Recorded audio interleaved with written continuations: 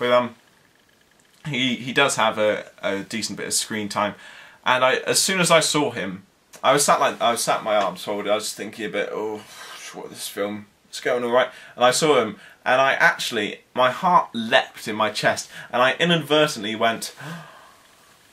I very nearly stood up. I very nearly stood up to give a standing ovation, just to go thank you, because I loved the character of Owen in Torchwood. I love his acting, and I really wanted to see some more of that. But he doesn't half whisper his lines in this film, though. He can't bear to open his mouth more than don't do that. That might make more sense to people who have seen the film. Yeah, so we have Batman goes to the hospital before he becomes Batman again. Bruce Wayne, he's sort of still debating the idea, because he doesn't. I think a part of him obviously wanted to do it, but he knew there'd be dangers. He didn't know if it was necessary, and how the city would react to him, because obviously the rest of Gotham still hates Batman because they think that he killed Harvey Dent. Anyway, Batman. Bruce Wayne, he goes to visit Commissioner Gordon, who's in hospital after a recent attack. Don't worry about it. Anyway, you might have seen that in the advert, actually. And Commissioner Gordon gives this speech, you know, he says, we need Batman now, Gotham needs Batman. And I couldn't help but think that was classic, cliche wise man that's in every other film. Hearing that, all I could really hear is, I believe there's a hero in all of us that keeps us strong, keeps us honest. I will not tell you not to cry, because not all tears are in evil. I was hearing all these other characters because it was such a real cliche, and but still really enjoyable.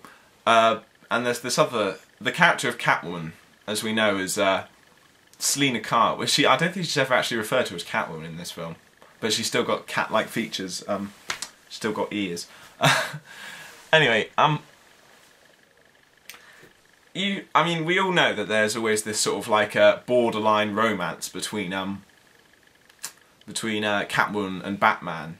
But in this, she really was a cliche. She was partly a cliche. She was that cliche femme fatale, a real River Song, Irene Adler, the only woman who ever beat the hero and who was as good as him, and makes a great sidekick and also the love interest.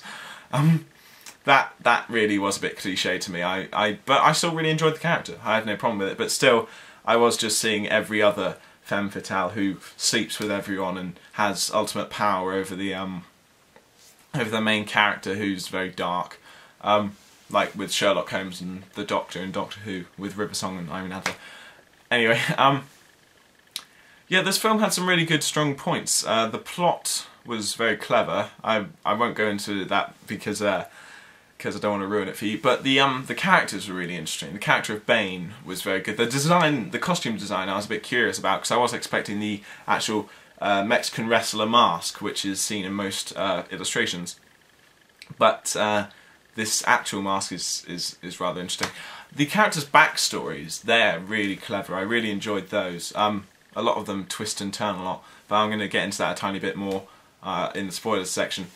Anyway, a couple things I still go over. So anyway, yeah, I really enjoyed the movie. Had a few cliches, but they fixed a huge amount of the problems that were lingering around in The Dark Knight. Even with Heath Ledger's fantastic performance, there were still those problems. But they definitely made Batman a much more respectable and intimidating character, and fixed the over-analysis and the plot problems. But yeah, generally I'd say a much better movie. So if you haven't seen it yet, go see it. And if you have seen it, let's get into the spoilers section. Right, spoilers now. Go away if you haven't seen it. Go, leave, go, X off there. Or there, I don't know. Which way am I? One of the directions. Anyway, right, spoiler section. Right, towards the end, one thing that has occurred to me, Bane's idea was a bit weird. I mean, I don't know what he was actually going for, because the bomb, as we know, was going to explode either way. And he just, I guess he gave the people the authority to do what they wanted because, I don't know, maybe it was an interesting experiment for him to see. But he knew everyone was going to die already, so why did he do... It's just that you could say he was trying to make pay all the people who had power. The people who were sent into exile and fell through the ice. That was a great way for Burn Gorman to die, actually. Shame. But anyway, there was that. But if he wanted to kill them all, if he wanted them dead, why did he not just destroy the city in the first place? I mean, it had the same outcome, really, except instead the city didn't get destroyed because Batman saved it. He actually gave Batman the time to save the city. I mean, you could say that that he only really did it mainly as a punishment for Batman, which is debatable. Because, sorry, his main focus, his main vengeance wasn't on Batman specifically, I didn't think. I think it was generally on those who were in power. Actually, how did he find out that Bruce Wayne was also Batman? I don't really get that bit.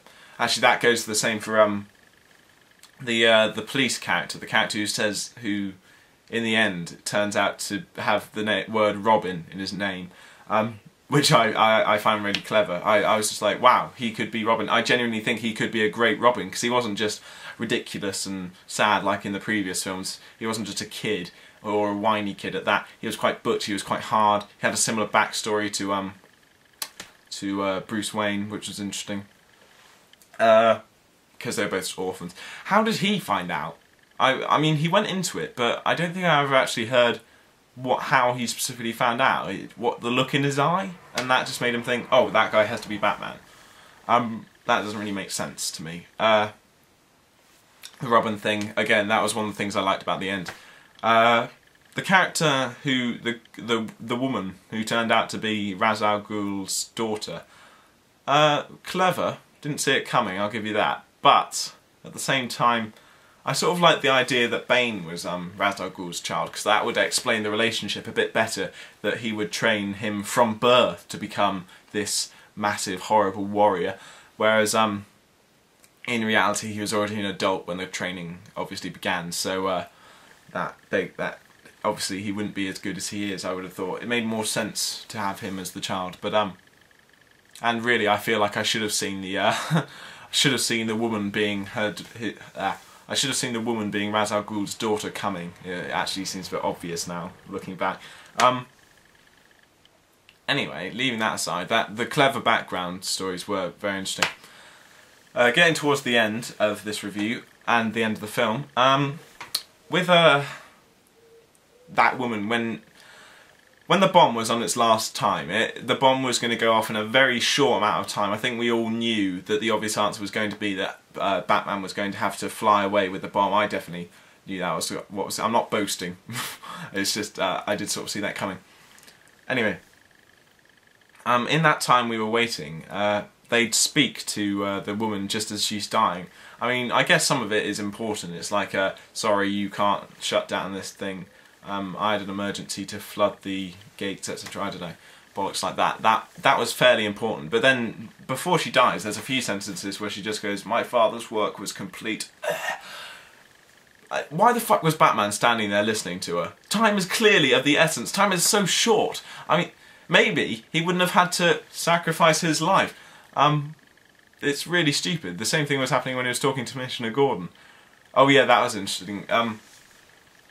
When he tells when he hints to Commissioner Gordon who he really is, he says, putting a coat round a boy's shoulders to make him know that the world wasn't over. To be frank, I really had no idea what they were talking about until they showed the clip. I was like, ah, yeah, okay, I guess I remember that from the first film. I haven't watched Batman Begins in a while, but I really didn't have a clue what he was talking about. I'm amazed that that Commissioner Gordon knew what he was talking about. Anyway, yeah, we get the end. Batman flies off with the bomb, which he should have done a few seconds earlier, and maybe he would have survived. Well, let's get on to that in a sec. There's the funeral, which is quite sad. Not as sad as the scene with Alfred and Batman. Anyway, then he goes back to that restaurant. Alfred goes back to that restaurant where he always said that he wished that he'd see Bruce Wayne happy. And then we get to this restaurant, and then he does. He sees Bruce Wayne there with Selina Kyle, and no, in my opinion, no, that didn't happen. No, I was happy for Batman to stay dead because, frankly, it was a much better ending. No, Alfred was off his meds. He was off his meds. Someone had spiked that sherry he drank. Who drinks sherry these days? That's not how it ended. In my mind, Batman died. He's dead. And I'm happy with that ending. Although I never found out what happened to Selina Kyle. But anyway, leaving that aside, she would have just blanked her thing like she always wanted to. And anyway, that's that finished. There were a few holes in my opinion. The end.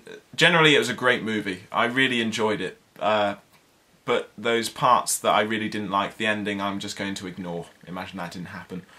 And I really enjoyed it. Better than the last one. Okay. Thanks. Bye.